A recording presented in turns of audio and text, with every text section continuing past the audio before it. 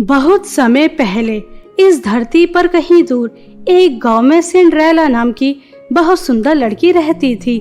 उसकी बड़ी बड़ी नीली नीली आंखें, रंग दूध की तरह सफेद और सुनहरी घने लंबे बाल। सिंड्रेला सुंदर होने के साथ साथ बहुत ज्यादा दयालु भी थी। सिंड्रेला की माँ की मृत्यु बहुत समय पहले हो जाती है। सिंड्रेला के पिता ने ही उसे पाल पोस कर बड़ा किया था। सिंड्रेला अपने पिता के साथ बहुत खुशी खुशी रहती थी, लेकिन उसकी जिंदगी तब पूरी तरह से बदल जाती है। तब उसके पिता उसकी जिंदगी में सौतेली माँ और सौतेली दो बहनों को लेकर आते हैं। सिंड्रेला की सौतेली माँ और सौतेली दोनों बहनें सिंड्रेला को एक आंख पसंद नहीं करती थी, क्योंकि वह उसके सौंदर्य और दयालु स्वभाव से जलती थी। एक दिन सिंड्रेला के पिता काम के सिलसिले से बाहर चले जाते हैं। तभी इस बात का फायदा सिंड्रेला की सौतेली माँ और सौतेली दोनों बहनें उठाती हैं। सिंड्रेला, सिंड्रेला कहाँ है? जल्दी मेरे पास आ। पूरा फर्श कितना गंदा हो रहा है। तुझे इस पर धूल नजर नहीं आ रही? ये धूल कौन साफ करेगा? माँ, घर में इतने सारे नौकर हैं तो आप उन्हीं से कहकर ये धूल साफ करा लीजिए। घर में अब एक भी नौकर नहीं है। मैंने सबको नौकरी से निकाल दिया, और जब तुझ जैसी नौकरानी घर में हो तो फिर नौकरों के रखने की क्या जरूरत। आज के बाद तू घर का सारा काम करेगी, झाड़ पोंछे से लेकर कपड़े और बर्तन धोने तक। सिंड्रेला अपनी सौतेली माँ के मुंह से ऐसे शब्द सुनकर हैरान हो जाती है, मगर बेचारी सिंड्रेला करती भी तो क्या करती। माँ जिंदा नहीं थी और पिता काम के सिलसिले से बाहर गए थे। उसकी सुनने वाला इस घर में कोई नहीं था। सिंड्रेला पूरे घर का काम करती है और सिंड्रेला की सौतेली माँ और दोनों बहनें शॉपिंग करती, आराम करती और बस खाती रहती थीं। सिंड्रेला काम खत्म करने के बाद जब सब खाना खा रहे थे तो वह भी उनके साथ खाना खाने के लिए जैसे ही जाती है तो सिंड्रेला की सौतेली माँ सिंड्रेला से कहती हैं, तू मनहूस कहाँ खाना खाने के लिए आ रही है? तुझे खाना खाने की अनुमति नहीं है। जब हम तीनों खाना खा लेंगे उसके बाद हमारा खाना बचेगा। सिर्फ तुझे वही खाना खाने की अनुमति है, इसके अलावा कुछ नहीं। अब जा यहाँ से। अभी हम तीनों खाना खा रहे हैं, उसके बाद हमारा खाना बचेगा तो तुझे मिल जाएगा। माँ, इसके पास बहुत सुंदर सुंदर गाउन, लहंगे और फ्रॉक हैं। मुझे इसके सभी कपड़े चाहिए। ये हमारे घर की नौकरानी है तो इसे भी नौकरानी वाले कपड़े ही पहनने चाहिए, इतने सुंदर सुंदर कपड़े नहीं। और हाँ माँ, जिस रूम में हम रहते हैं वो इतना अच्छा भी नहीं है जितना इस नौकरानी का है। आप इसे इतने सुंदर घर में रहने की भी अनुमति मत दीजिए, ये बाहर अटारी में रहेगी। अरे वाह मेरी दोनों शहजादी बेटियों, तुम तो बिल्कुल ठीक कह रही हो। अब ये नौकरानी हमारे साथ इस घर में नहीं रहेगी, ये बाहर अटारी में रहेगी। सुन मनहूस लड़की, आज के बाद मैं तुझे काम के सिवा इस घर में ना देखूं। काम खत्म करते ही तू बाहर अटारी में रहेगी, और आज से तेरा जो भी कुछ है वो सब मेरी दोनों बेटियों का है। ऐसा कहकर सिंड्रेला की सौतेली माँ और दोनों बहनें वहाँ से चली जाती हैं और उनकी थाली का जो भी बचा कुचा खाना होता है वह लेकर रोती हुई सिंड्रेला अटारी में चली जाती है। तभी सिंड्रेला की नज़र दो चूहों पर जाती है। सिंड्रेला दयालु स्वभाव की थी। सिंड्रेला को वह भूखे नजर आते हैं, इसलिए अपने थोड़े से खाने में सिंड्रेला उन दोनों चूहों को भी खिलाती है। अब सिंड्रेला की उन दोनों चूहों से दोस्ती हो जाती है। उसके साथ जो भी कुछ होता था वह चूहों से आकर बातें कर लिया करती थी। ऐसे ही समय बीत रहा था। एक दिन गांव में राजमहल द्वारा एक घोषणा की जाती है। राजकुमार द्वारा राजमहल में एक पार्टी का आयोजन किया गया है। शादी के लिए सभी नौजवान लड़कियों को इस पार्टी में आमंत्रित किया जाता है। जो भी लड़की राजकुमार को अपनी शादी के लिए योग्य लगेगी उसे राजकुमार अपनी राजकुमारी बनाएंगे। यह बातें सुनकर सिंड्रेला की दोनों सौतेली बहनें खुश हो जाती हैं और वह भागकर घर आती हैं और अपनी माँ को सब बताती हैं। तभी सिंड्रेला की सौतेली माँ कहती है, इस पार्टी में तो तुम दोनों ही सबसे ज्यादा सुंदर लगोगी। राजकुमार को तुम दोनों में से ही एक को चुनना चाहिए। अब मैं तुम दोनों के लिए बहुत सुंदर सुंदर लहंगे लेकर आऊंगी और सैंडल भी, जिन्हें पहनकर मेरी दोनों बेटियां किसी राजकुमारी से कम नहीं लगेंगी। माँ, अगर हम दोनों में से एक की शादी राजकुमार से हो जाती है फिर तो हम सब राजमहल में रहेंगे। अब चलो समय बर्बाद नहीं करते, हमें बहुत सारी शॉपिंग भी करनी है। ऐसा कहकर तीनों माँ बेटी शॉपिंग करने चली जाती हैं। यह सब बातें सिंड्रेला खड़ी होकर सुन रही थी और अपनी सौतेली माँ और सौतेली बहनों को शॉपिंग पर जाते हुए देखकर सिंड्रेला उदास हो जाती है और रोते हुए सभी काम खत्म करने में जुट जाती है। कुछ समय बाद तीनों माँ बेटी शॉपिंग करके वापस आ जाती हैं और दोनों बस आईने के सामने खड़ी होकर कभी एक लहंगा पहनकर देखती, कभी दूसरा लहंगा पहनकर देखती और यही कहती रहती कि पार्टी में तो सबसे ज्यादा सुंदर वही लगेंगी। बेचारी सिंड्रेला तैयारियां होती हुई देखती रहती है और कुछ दिन बाद अब वह दिन आ ही जाता है जिस दिन सब लड़कियों को राजमहल जाना था। तभी सिंड्रेला की दोनों सौतेली बहनें सिंड्रेला को आवाज लगाती हैं। सिंड्रेला, सिंड्रेला, तुम कहाँ हो? तुम्हें पता तो है आज हमें राजमहल जाना है और तुम्हें हम दोनों को तैयार भी करना है। अपनी सौतेली बहनों की आवाज सुनकर सिंड्रेला भाग कर आती है और दोनों बहनों को तैयार करने में जुट जाती है। सिंड्रेला जैसे उसकी सौतेली दोनों बहनें कहती रहती हैं वैसा ही तैयार करती रहती है। पूरा दिन उन्हें तैयार करने में ही गुजर जाता है। सिंड्रेला बहुत हिम्मत करती है और अपनी सौतेली माँ से कहती है, माँ, राजमहल में सभी नौजवान लड़कियों को बुलाया गया है, क्या मैं भी आप लोगों के साथ चल सकती हूँ? सिंड्रेला, राजकुमार को पत्नी की जरूरत है, नौकरानी की नहीं।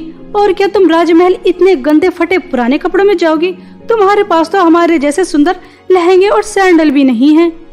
नहीं, तुम राजमहल नहीं जाओगी। तुम यहाँ रहकर घर की सफाई करोगी और बहुत सारे कपड़े गंदे हैं उन्हें धोकर इस्त्री करके रखोगी और तुम्हारी इतनी औकात नहीं कि तुम मेरी बेटियों के साथ राजमहल जाओ।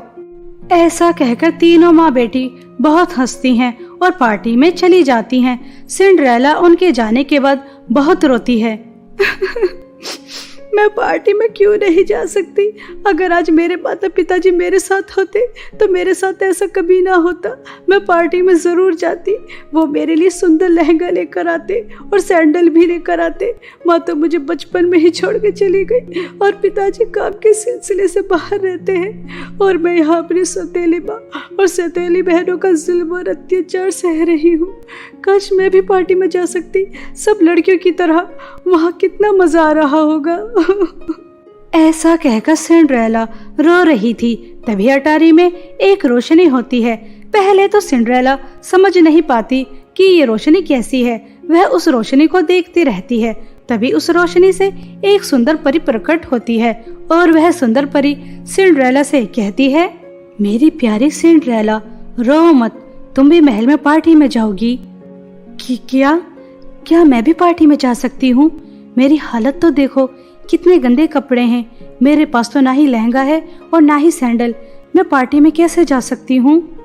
सिंड्रेला, तुम चिंता ना करो, मैं हूँ तुम्हारे साथ। मुझे एक कद्दू, 2 चूहे और एक चिड़िया की जरूरत है। परी की बातें सुनकर सिंड्रेला खुश हो जाती है और वह भागकर जाती है। एक कद्दू लेकर आती है और अपने दोनों दोस्त चूहों को लेकर आती है और एक चिड़िया को भी। तभी वह परी अपनी जादुई छड़ी से कद्दू को एक सुंदर बग्गी में बदल देती है और दोनों चूहों को घोड़ा बना देती है और चिड़िया को चालक। सिंड्रेला, तुम्हारी बग्गी और चालक दोनों तैयार हैं। अब तुम्हें जरूरत है एक सुंदर लहंगे और सैंडल की। ऐसा कहकर परी सिंड्रेला को एक जादुई लहंगा देती है और सैंडल, जिन्हें पहनकर सिंड्रेला बहुत ही ज्यादा सुंदर लगती है। तभी परी सिंड्रेला से कहती है, सिंड्रेला, तुम पार्टी में जा रही हो, लेकिन एक बात का ध्यान रखना, मेरा जादू सिर्फ 12 बजे तक ही चलेगा। 12 बजे से पहले पहले तुम्हें यहाँ लौट कर आना है। 12 बजे के बाद तुम अपने पुराने रूप में आ जाओगी। सिंड्रेला परी की बातें बहुत गौर से सुनती है और वह समझ जाती है कि उसे 12 बजे से पहले पहले घर वापस आना है। सिंड्रेला बग्गी में बैठकर राजमहल चली जाती है। जैसे ही सिंड्रेला राजमहल में प्रवेश करती है तो बस सबकी नजरें सिंड्रेला को ही देखती हैं। सिंड्रेला की सौतेली माँ और बहन भी उसे पहचान नहीं पाती। तभी राजकुमार की नजर सिंड्रेला पर जाती है और उन्हें पहली ही नजर में सिंड्रेला से प्यार हो जाता है। राजकुमार सिंड्रेला की तरफ बढ़ रहे थे और सिंड्रेला की दोनों सौतेली बहनों को लग रहा था कि वह उनकी तरफ आ रहे हैं। राजकुमार तो मेरी तरफ आ रहे हैं, देखना ये मेरे ही साथ डांस करेंगे। नहीं नहीं, राजकुमार मेरे साथ डांस करेंगे। ऐसा दोनों बहनें कह ही रही थीं। तभी राजकुमार सिंड्रेला के पास जाते हैं और उससे कहते हैं, सुंदर लड़की, क्या तुम मेरे साथ डांस करोगी? राजकुमार की बातें सुनकर सिंड्रेला शर्मा जाती है और उनके साथ डांस करती है। सिंड्रेला को राजकुमार के साथ डांस करते करते कब समय बीत जाता है उसे पता ही नहीं चलता।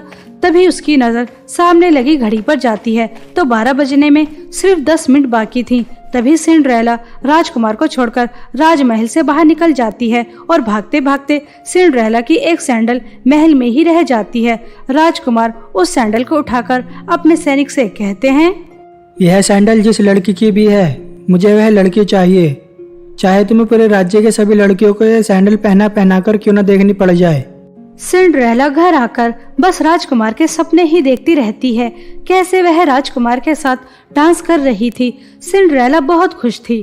वहीं दूसरी तरफ राजकुमार के सैनिक वह सैंडल गांव की सभी एक एक लड़की को पहनाकर देखते हैं, लेकिन किसी को भी सैंडल फिट नहीं होती।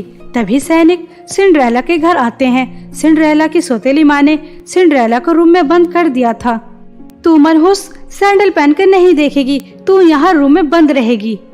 मगर माँ, वह सैंडल तो गांव की सभी लड़कियों को पहनकर देखनी है, वह सैंडल मैं भी पहनना चाहती हूँ। सिंड्रेला की सौतेली माँ सिंड्रेला की एक नहीं सुनती और उसे रूम में बंद कर बाहर आ जाती है। वहीं दूसरी तरफ सैनिक सिंड्रेला की दोनों सौतेली बहनों को वह सैंडल पहनाने की कोशिश करते हैं, लेकिन वह सैंडल उन्हें भी फिट नहीं होती। सैनिक उदास होकर वहां से जाने लगते हैं। तभी सिंड्रेला को बाहर निकालने में उसके दोनों दोस्त चूहे उसकी मदद करते हैं। तभी भागते हुए सैनिक के पास सिंड्रेला आती है और उनसे कहती है, ये सैंडल मैं भी पहनकर देखना चाहती हूँ। तीनों माँ बेटी हंसने लगती हैं, यह सोचकर कि सिंड्रेला तो पार्टी में गई ही नहीं थी तो ये सैंडल इसके भी नहीं आने वाली। लेकिन जैसे ही सिंड्रेला सैंडल पहनती है तो उसके बिल्कुल फिट आ जाती है। यह देखकर तीनों माँ बेटी चौंक जाती हैं और सैनिक सिंड्रेला को अपने साथ राजमहल ले जाते हैं। राजकुमार सिंड्रेला से कहते हैं, तुम ही वह सुंदर लड़की हो जो मेरे साथ पार्टी में डांस कर रही थी। क्या तुम मुझसे शादी करोगी? मैं तुम्हें अपनी राजकुमारी बनाना चाहता हूँ। सिंड्रेला राजकुमार से शादी करने के लिए हाँ कर देती है और दोनों की बहुत धूमधाम से शादी हो जाती है। सिंड्रेला राजमहल में राजकुमार के साथ खुशी खुशी अपना जीवन बिताती है और सिंड्रेला की सौतेली माँ और सौतेली बहनें हाथ मलती रह जाती हैं, उन्हें कुछ भी नहीं मिलता। बहुत समय पहले की बात है। सोनापुर नामक गांव में खुशबू अपने माता पिता के साथ रहती थी। वह बहुत ही ज्यादा सुंदर थी, लेकिन खुशबू को कभी अपनी सुंदरता पर घमंड नहीं था। वह बिल्कुल सीधी और सरल लड़की थी और अपने माता पिता के साथ हंसी खुशी रहती थी। लेकिन एक दिन अचानक खुशबू के इस हंसते खेलते परिवार को किसी की नजर लग जाती है। अचानक खुशबू की माँ की बहुत ज्यादा तबीयत खराब हो जाती है। उसे अच्छे से अच्छे डॉक्टर को दिखाया जाता है, लेकिन वह ठीक नहीं हो पाती। एक दिन खुशबू की माँ खुशबू और अपने पति से कहती हैं, आपने मुझे अच्छे से अच्छे डॉक्टर को दिखाया, लेकिन मैं ठीक नहीं हो पाई। लगता है अब मेरे जाने का समय आ गया। मेरे जाने के बाद खुशबू अकेली रह जाएगी, उसे माँ की कमी महसूस होगी। आप मेरे जाने के बाद दूसरी शादी कर लेना, ताकि मेरी बेटी को ममता की कमी कभी महसूस ना हो। नहीं माँ, आप मुझे छोड़कर कहीं नहीं जाएंगी। आप ही मेरी देखभाल करेंगी। देखना, आप बहुत जल्दी ठीक हो जाएंगी। आप चिंता न करो, हम तीनों एक साथ बहुत जल्दी हंसी खुशी रहेंगे, जैसे पहले रहते थे। आप बिल्कुल ठीक हो जाएंगी माँ। खुशबू अपनी माँ से ऐसा कह ही रही थी, लेकिन खुशबू की माँ दोनों को अकेला छोड़कर हमेशा हमेशा के लिए चली जाती है। खुशबू और उसके पिता दोनों बहुत ज्यादा रोते हैं और कुछ समय बाद खुशबू की माँ का अंतिम संस्कार कर देते हैं। माँ के चले जाने के बाद खुशबू बिल्कुल अकेली रह जाती है। ना तो वो खाना खाती है और ना ठीक तरह से सो पाती है, और खुशबू बाहर खेलने भी नहीं जाती, बिल्कुल उदास हो जाती है। खुशबू की यह हालत देखकर एक दिन खुशबू के पिता राम प्रकाश विनीता नाम की एक औरत से दूसरी शादी कर लेते हैं। विनीता की भी अपनी एक बेटी थी, संजना। खुशबू अपनी नई माँ और एक बहन से मिलकर अपने पिता पर बहुत गुस्सा करती है और उनसे कहती है, पिताजी, आपने दूसरी शादी क्यों की? आपको नहीं करनी चाहिए थी। पिताजी, सौतेली माँ और सौतेली बहन बिल्कुल भी अच्छी नहीं होती। मेरे स्कूल में सभी बच्चे ऐसे ही कहते हैं। आपको दूसरी शादी नहीं करनी चाहिए थी। नहीं बेटा, सभी सौतेली माँ बुरी नहीं होती। तुम्हारी माँ की भी तो आखिरी ख्वाहिश यही थी, तुम्हें कभी ममता की कमी महसूस ना हो। बस मैंने यही सोचकर दूसरी शादी कर ली। तुम भी तो बहुत उदास रहती थी, अब देखो तुम्हें एक नई माँ और एक बड़ी बहन मिल गई। इनके साथ तुम मिलकर हंसी खुशी रहना। और खुशबू बेटा, तुम्हें तो पता ही है मुझे काम के सिलसिले से बाहर रहना पड़ता है, तो तुम्हारी देखभाल कौन करता। अजी आप टेंशन मत लो, मैं खुशबू का बिल्कुल संजना की तरह ही ख्याल रखूंगी। और खुशबू अभी मुझे अपनी माँ के रूप में स्वीकार नहीं कर रही। तुम देखना, मैं इसे इतना प्यार दूंगी कि अपनी सगी माँ को भी भूल जाएगी। आपको काम के सिलसिले से बाहर जाना था ना, तो आप बेफिक्र होकर चले जाइए। विनीता की मीठी मीठी बातें सुनकर राम प्रकाश को भी उसके ऊपर भरोसा हो जाता है। उसे अपने फैसले पर बिल्कुल भी अफसोस नहीं होता और वह खुशबू की सारी जिम्मेदारी देकर काम के सिलसिले से बाहर चला जाता है। राम प्रकाश के बाहर जाते ही विनीता और उसकी बेटी अपना असली रूप दिखाना शुरू कर देती हैं। एक दिन खुशबू अपने रूम में सो रही थी, तभी विनीता उसके रूम में जाती है और खुशबू के एक जोर से थप्पड़ मारती है और उससे कहती है, क्यों महारानी अभी तक सो रही है? कितना समय हो रहा है? मुझे और मेरी बेटी को बहुत तेज भूख लगी है। नाश्ता कौन बनाएगा? तेरी मरी हुई माँ। चल जल्दी से उठ और हम दोनों माँ बेटी के लिए अच्छा अच्छा नाश्ता बना। मनहूस 24 घंटे सोती रहती है। मगर माँ, मैं नाश्ता कैसे बना सकती हूँ? मैं तो अभी कितनी छोटी हूँ, मुझे किचन का काम करना नहीं आता। आप नाश्ता बना लीजिए और मुझे भी बहुत तेज भूख लगी है।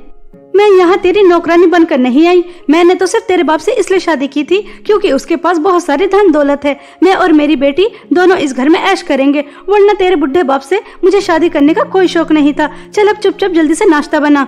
और हाँ मम्मी, इसे आप ये भी बता दीजिए कि इस घर में सिर्फ नौकरानी का काम करने ही आएगी और कुछ नहीं है इसका इस घर में। हाँ मेरी बेटी बिल्कुल सही कह रही है। आज से तो इस बड़े घर में सिर्फ नौकरानी की तरह काम करने ही आएगी। आज से तो गौशाला में रहेगी और अच्छे अच्छे कपड़े भी नहीं पहनेगी। मैंने तेरे कपड़े बाहर निकाल कर रख दिए हैं, तो वही फटे पुराने कपड़े पहनेगी। चल अब यहाँ से। अब मैं तुझे बताऊंगी कि सौतेली माँ कैसी होती हैं। अपने बाप के सामने तो बड़ी जुबान चला रही थी, तेरा बाप नहीं आएगा 6 महीने तक भी। अब मैं तेरी जिंदगी नर्क बना दूंगी, नर्क। ऐसा कहकर विनीता खुशबू की और पिटाई करती है। खुशबू संजना और विनीता का यह व्यवहार देखकर और भी ज्यादा घबरा जाती है। बेचारी खुशबू को कोई काम करना नहीं आता था, लेकिन फिर भी खुशबू अपनी सौतेली माँ से डरकर किचन में काम करने चली जाती है। खुशबू रोते रोते चाय और टोस्ट ही बना पाती है और उसके बाद पूरे घर की सफाई करती है, कपड़े धोती है, इस्त्री करती है। काम करते करते रात हो जाती है तो खुशबू अपनी सौतेली माँ से खाना लेने जाती है। माँ, आपने मुझसे जो भी काम करने के लिए कहा था मैंने सब काम कर दिया है। मुझे बहुत तेज भूख लगी है। मैंने सुबह से कुछ भी नहीं खाया, सिर्फ काम ही कर रही हूँ। मुझे कुछ खाने के लिए दे दीजिए। मम्मी, आपने जो कल की कुत्ते की झूठी रोटियां रखी थी, आप इसे वही खाने के लिए दे दीजिए। इसकी वही औकात है। हमने तो पिज्जा और बर्गर मंगाकर खा लिया है और ये कुत्ते की झूठी रोटियां खाएगी। हाँ हाँ संजना बेटा, तुम बिल्कुल सही कह रही हो। इसे कुत्ते की झूठी रोटियां ही मिलनी चाहिए, इसकी यही औकात है। चल मनहूस, मैंने तेरी प्लेट में कुत्ते की झूठी रोटियां चटनी के साथ रख दी हैं, तो उन्हें ही खा ले। तू भी क्या याद रखेगी कि सौतेली माँ कितनी अच्छी होती हैं। ऐसा कहकर दोनों माँ बेटी बहुत हंसती हैं और खुशबू के सामने ही पिज्जा और बर्गर खाती रहती हैं और बेचारी को देती हैं कल की कुत्ते की झूठी रोटियां। खुशबू अपने रूम में आकर वह रोटियां देखकर बहुत ही ज्यादा रोती है और अपनी माँ को भी बहुत याद करती है। माँ, आप मुझे छोड़कर क्यों चले गए? आपको नहीं जाना चाहिए था। पिताजी ने बिल्कुल भी अच्छे नहीं किया दूसरी शादी कर। सौतेली माँ बिल्कुल भी अच्छी नहीं होती। सभी बच्चे सही कहते थे। देखो उन्होंने मेरा क्या हाल कर दिया। मैं तो आईने में अपने आप को पहचान भी नहीं सकती कि मैं वही आपकी शहजादी बेटी हूँ। मेरा नौकरानी से भी बदतर हाल कर दिया। मुझे कल की कुत्ते की छोटी रोटी खाने के लिए दी। क्या मेरी किस्मत में ऐसे ही लिखा? माँ, मुझे आपकी बहुत याद आ रही है। ऐसा कहकर खुशबू बहुत रोती है और कुत्ते की झूठी रोटियां देखते ही देखते सो जाती है, लेकिन रोटियां नहीं खाती। अब खुशबू के साथ रोज ऐसा ही व्यवहार होने लगा। एक दिन संजना खुशबू से कहती है, सुन नौकरानी, जंगल के बाहर जो मेहंदी का पेड़ लगा है, मुझे उस पेड़ की मेहंदी चाहिए। चल जल्दी से मेरे लिए मेहंदी की टहनियां तोड़ कर लेकर आ। मगर संजना दीदी, वह रास्ता तो बहुत ही ज्यादा खतरनाक है और मेरे पास तो चप्पल भी नहीं है। आपने मेरा सब कुछ छीन लिया है और वहाँ पर तो बहुत ज्यादा कांटे मिलते हैं। मैं नंगे पैर कांटों पर कैसे चल सकती हूँ? मैं वहाँ नहीं जा सकती, मुझे माफ कर दो। और मेरे शरीर में इतनी ताकत भी नहीं है कि मैं इतनी दूर चल सकूं। मैंने 4 दिन से कुछ नहीं खाया। संजना दीदी, आप तो मेरे ऊपर थोड़ा रहम करो। माँ को तो मेरे ऊपर थोड़ा भी रहम नहीं आता। वह कुत्ते की झूठी रोटी खाने के लिए देती हैं। आखिर कब तक मुझे खाना नहीं मिलेगा? अगर तू खाना खाना चाहती है तो तुझे मेरे लिए वह मेहंदी लेकर आनी होगी। उसके बाद मैं तुझे ताज़ी ताज़ी रोटी खाने के लिए दे सकती हूँ। संजना की यह बातें सुनकर खुशबू खुश हो जाती है, क्योंकि खुशबू ने 4 दिन से कुछ नहीं खाया था और संजना मेहंदी के बदले उसे खाना देने के लिए कहती है। इसलिए वह कांटे वाले रास्ते पर भी नंगे पैर चलने के लिए तैयार हो जाती है। खुशबू उस खतरनाक रास्ते पर नंगे पैर चली जाती है। उसके पैर में बहुत ज्यादा कांटे चुभते हैं, बहुत खून भी निकलता है, लेकिन वह सब सहन करती है। खुशबू उस पेड़ के पास बहुत मुश्किल से पहुंच जाती है और उस मेहंदी के पेड़ से टहनियां तोड़कर लेकर आ रही थी, लेकिन तभी वह मेहंदी की टहनियां नदी के अंदर गिर जाती हैं। यह सब देखकर खुशबू बहुत ज्यादा रोती है। अरे नहीं, ये क्या अनर्थ हो गया। मैं कितनी मुश्किल से यहाँ तक पहुँची थी और ये मेहंदी की टहनियां लेकर जा रही थी और ये सब नदी में गिर गई। ये मेरे साथ क्या हो गया? ऐसा कहकर खुशबू नदी के पास बैठकर बहुत रो रही थी। तभी खुशबू की नजर एक बूढ़ी औरत पर जाती है जो बहुत सारी लकड़ियां लेकर जा रही थी। उससे बिल्कुल भी चला नहीं जा रहा था। तभी खुशबू उस बूढ़ी औरत की मदद करने के लिए उनके पास जाती है। तभी वह बूढ़ी औरत खुशबू से कहती है, बेटा तुम कितनी अच्छी हो। मैं इतनी देर से यह लकड़ी अपने सर पर रखकर चले ही जा रही हूँ, लेकिन किसी ने मेरी मदद के लिए नहीं कहा। तुम्हारे पैर से कितना खून निकल रहा है, फिर भी तुम मेरी मदद के लिए कह रही हो। तुम बहुत अच्छी हो बेटा, और ये रास्ता बहुत खतरनाक है। तुम नंगे पैर क्या कर रही हो? उस बूढ़ी औरत के इतना कहते ही खुशबू और ज्यादा रोने लगती है और उन्हें अपनी आप बीती बताती है। खुशबू की आप बीती सुनकर उस बूढ़ी औरत की आंखों में भी आंसू आ जाते हैं। तभी वह खुशबू से कहती हैं, बेटा तुम बहुत अच्छी हो, इसलिए मैं तुम्हें जादू सोने के सैंडल देती हूँ। मेरे पास बहुत समय से रखे हैं। तुम जादू सोने के सैंडल से अपनी सौतेली माँ और सौतेली बहन के अत्याचार से बची रहोगी। जादू सोने के सैंडल पहनते ही तुम्हारे पैर के जख्म भी ठीक हो जाएंगे और तुम उससे जो भी काम करवाना चाहो तुम करवा सकती हो। और तुम जादू सोने के सैंडल से कुछ भी मांग सकती हो, तुम्हें हमेशा उससे मिलता रहेगा बेटा। इतना कहते ही वह बूढ़ी औरत खुशबू को जादुई सोने के सैंडल दे देती हैं, जिन्हें पहनते ही खुशबू के पैरों के जख्म बिल्कुल ठीक हो जाते हैं। और खुशबू उस बूढ़ी औरत को धन्यवाद कहकर और जादुई सोने के सैंडल से मेहंदी की टहनियां लेकर घर वापस आ जाती है। तभी संजना खुशबू से कहती है, सुन नौकरानी, तुझे मेरे ऊपर भरोसा नहीं करना चाहिए था। मैं तुझे आज भी खाना नहीं दूंगी। मैं तो सिर्फ तुझसे मेहंदी मंगवाने के लिए ये सब कह रही थी।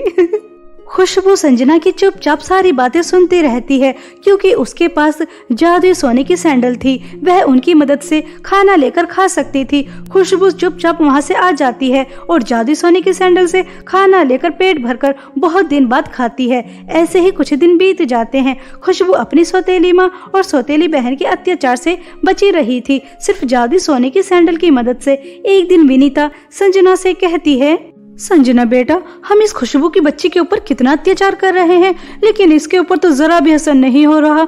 कितना सारा काम कराते हैं, 1 हफ्ते में सिर्फ 1 ही रोटी देते हैं। इस तरह से तो आम इंसान मर जाता है, लेकिन ये तो जिंदा है और बिल्कुल अच्छी खासी है। इसकी सुंदरता में भी थोड़ी भी कमी नहीं आई। लगता है बेटा कुछ गड़बड़ है, पता लगाना ही पड़ेगा। ऐसा कहकर विनीता अपनी बेटी के साथ खुशबू के ऊपर नजर रखने लगती है। और एक दिन विनीता को पता चल जाता है कि खुशबू के पास जादुई सोने के सैंडल हैं, जिनकी मदद से वह उसके अत्याचार से बच रही है। विनीता खुशबू के पास जाती है और खुशबू से कहती है, मनहूस, चुपचाप जादुई सोने के सैंडल मुझे दे दे। अगर तूने मुझे नहीं दी तो मैं तुझे अभी जान से मार दूंगी, और तू मुझे अच्छी तरह से जानती है। विनीता की यह बातें सुनकर खुशबू डर जाती है और वह जादुई सोने की सैंडल विनीता को दे देती है। और विनीता वह जादुई सोने की सैंडल अपनी बेटी को दे देती है। जैसे ही संजना वह जादुई सोने की सैंडल पहनती है तो वह डांस करना शुरू कर देती है और डांस करते करते पूरी तरह पागल सी हो जाती है। वह रुकने की कोशिश करती है, लेकिन संजना रुक ही नहीं पाती। तभी विनीता खुशबू से कहती है, मनहूस, मेरी बेटी डांस क्यों करे जा रही है? उसके पैर तो रुक ही नहीं रहे। इस तरह से तो मेरी बेटी पूरी तरह पागल हो जाएगी। तभी जादुई सोने की सैंडल से आवाज आती है, विनीता, अब तुम्हारी बेटी कभी नहीं रुक पाएगी। ये हमेशा ऐसे ही डांस करती रहेगी और एक दिन पूरी तरह पागल हो जाएगी। तुमने बेचारी खुशबू के ऊपर बहुत अत्याचार किया है ना, तो तुम्हें इसकी सजा तो मिलनी ही चाहिए, और तुम्हें मिल भी गई तुम्हारी बेटी के रूप में। अब तुम हमेशा अपनी बेटी को डांस करते ही देखती रहना और एक दिन तुम भी पागल हो जाना। जादुई सोने की सैंडल, मेरे साथ मेरी सौतेली माँ और सौतेली बहन ने जो भी कुछ किया बहुत गलत किया, लेकिन कभी मैं ऐसा नहीं चाहूँगी कि मेरी वजह से इन्हें इतनी बड़ी सज़ा मिले। जादुई सोने की सैंडल, कृपया कर आप रुक जाओ। खुशबू की यह अच्छाई देखकर विनीता को अपने किए पर बहुत पछतावा होता है और वह खुशबू से माफ़ी मांगती है। खुशबू से विनीता जैसे ही माफ़ी मांगती है तो जादुई सोने की सैंडल भी रुक जाती हैं और संजना भी खुशबू से माफ़ी मांगती है। खुशबू अपनी सौतेली माँ और सौतेली बहन को माफ़ कर देती है और अब खुशबू अपनी सौतेली माँ और सौतेली बहन के साथ जादुई सोने की सैंडल की मदद से एक हंसी खुशी जीवन बिताती है।